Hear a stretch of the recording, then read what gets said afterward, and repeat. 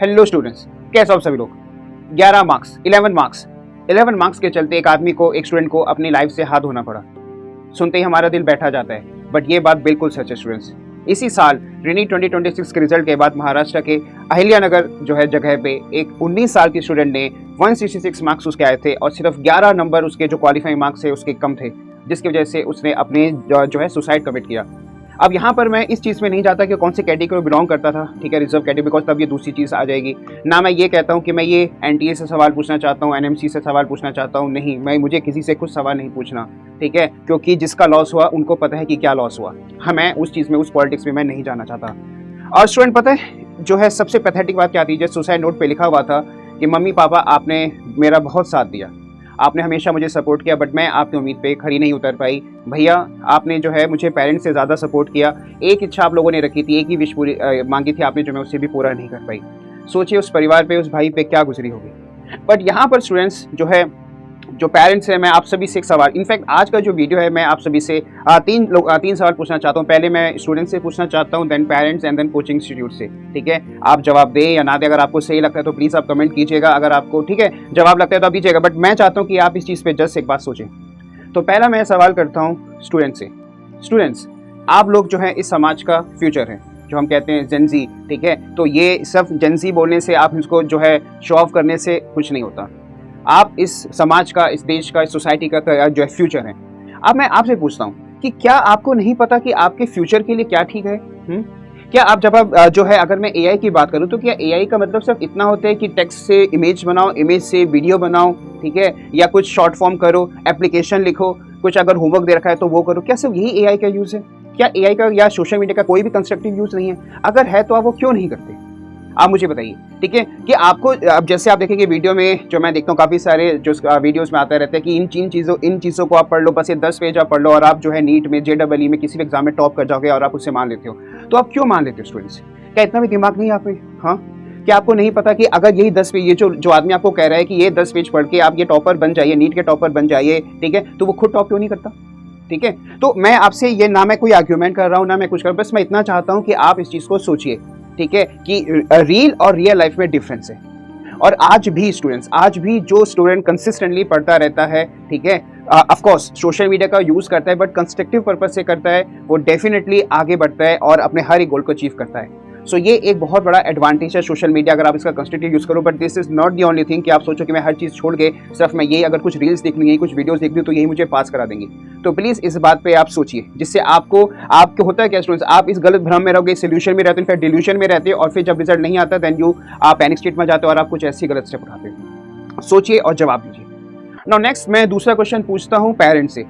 Parents, मुझे पता है कि आप अपने बच्चों के बारे में बहुत कुछ अच्छा सोचते हैं, आप उनका भविष्य चाहते हैं, आप उनका जो है ब्राइट फ्यूचर चाहते हैं। आपने जो है काफ़ी सारी हार्डशिप भी फेस करी थी अपने टाइम पे, और इसको आपके जो बच्चे हैं, जो उनको ये ना झेलना पड़े, इसके लिए आपने उनको जो है सही करियर गाइडेंस आपने दी, आपने उनका अच्छे से कोचिंग इंस्टीट्यूट में एडमिशन कराया। बट क्या यहाँ पे हमारी जिम्मेदारी खत्म हो जाती है? पेरेंट्स, मैं आपसे बस ये पूछना चाहता हूँ, आपने बच्चे को एडमिशन तो कराया, बट आप सोचिए क्या उसके बाद क्या बच्चा ने कभी कोई स्ट्रगल नहीं किया, कभी जो है कोई प्रॉब्लम फेस नहीं करी? और अगर करी तो आपने उससे वो क्यों चीज़ उससे डिस्कस नहीं करी? अगर उसने करी थी तो आप क्यों आपने उन कोचिंग इंस्टीट्यूट में जाके उनके टीचर से बात नहीं करी, जो मेरा स्टूडेंट है वो यहाँ पे ऐसा कर रहा है, वो यहाँ पे स्ट्रगल फेस कर रहा है, और जब उसका रिजल्ट आया था, इस बार तो आप देखिए नीट भी हुआ, रीनीट भी हुआ, तो क्यों आप उसके साथ में जो है उसका मेंटोर बन के नहीं थे?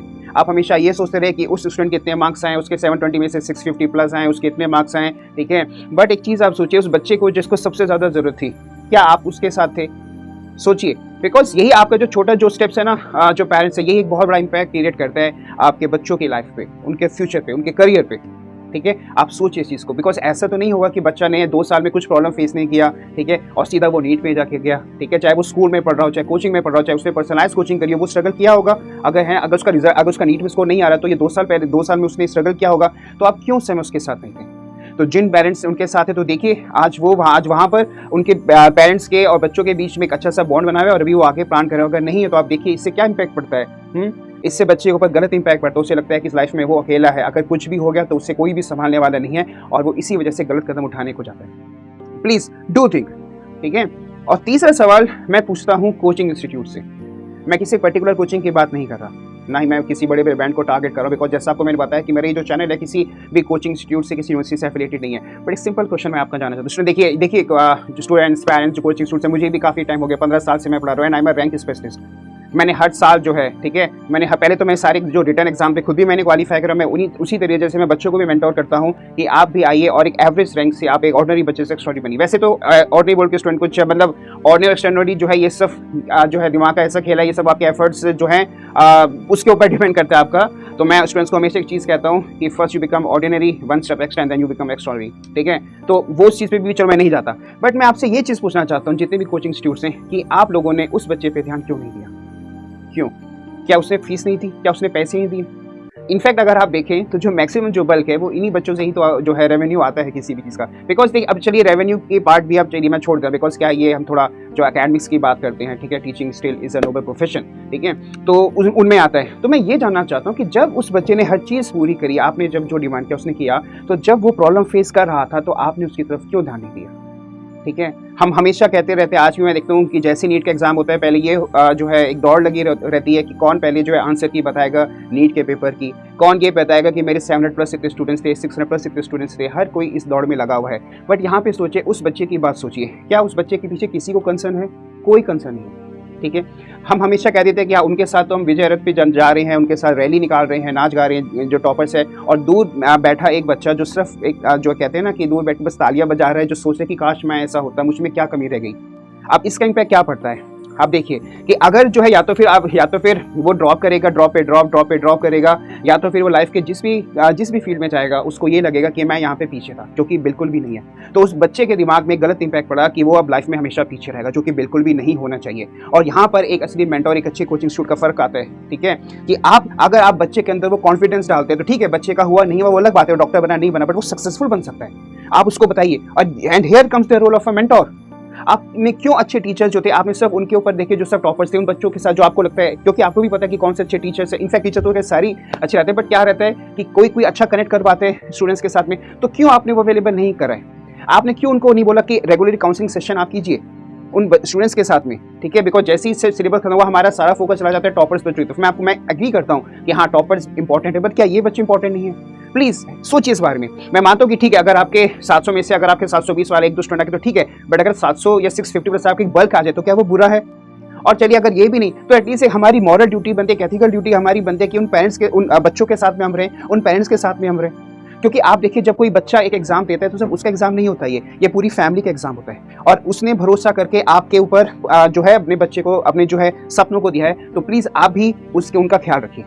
तो ये मैं कोई कंप्लेंट नहीं कर रहा हूँ, बट आप सोचिए कि क्या मैं सही कह रहा हूँ या गलत कह रहा हूँ। एंड फाइनली स्टूडेंट्स, एक चीज मैं आपसे कह रहा हूँ इन सब चीजों के अलावा, कि आप सभी एक असेट हैं। आप कोई स्कोर कार्ड नहीं है, आप एक इंसान है जिसकी फीलिंग्स हैं, ठीक है, जिसके सपने हैं और जिसके साथ एक बहुत बड़ा करियर है, ठीक है। डॉक्टर बने, इंजीनियर बने, वो अलग बात है, आप बने ना बने, बट सक्सेसफुल बनने के लिए आपको किसी एग्जाम की, किसी कोचिंग की जरूरत नहीं है, ठीक है। If you think you can, आप इजीली कर सकते हो। अगर आपको लगता है कि बहुत ज्यादा हो गया तो थोड़ा ब्रेक लीजिए, लंबी सांस लीजिए और सोचिए मैं कहां पर हूं और मैं कहां पे जाना चाहता हूं, और मेरे जो एफर्ट्स हैं क्या वो उस काबिल है या नहीं। आप सोचिए खुद से, ठीक है। और आप ये चीज को बिल्कुल भी दिमाग में मत लाइए कि आप failure, no, you are not an failure. अगर आप इस दुनिया में हो, अगर आप इस जो कहते हैं ना कि यूनिवर्स में हो, तो आपका जो है मतलब है, you do have a meaning, you do have importance. तो प्लीज अपने आप को ऐसा मत सोचिए कि आपकी कोई वैल्यू नहीं, ठीक है। आप जो है, आप एक स्कोर कार्ड नहीं हो, आप एक सपना हो, ठीक है। So with that note please have a think, ठीक है, आप उसको डू थिंक ओवर दिस, ठीक है। सो विद दैट नोट मैं ये आज का वीडियो खत्म करता हूँ। So hi, this is doctor Anuj Mangai और आप देख रहे हैं अपना NEET revolution, rank revolution. Bye bye.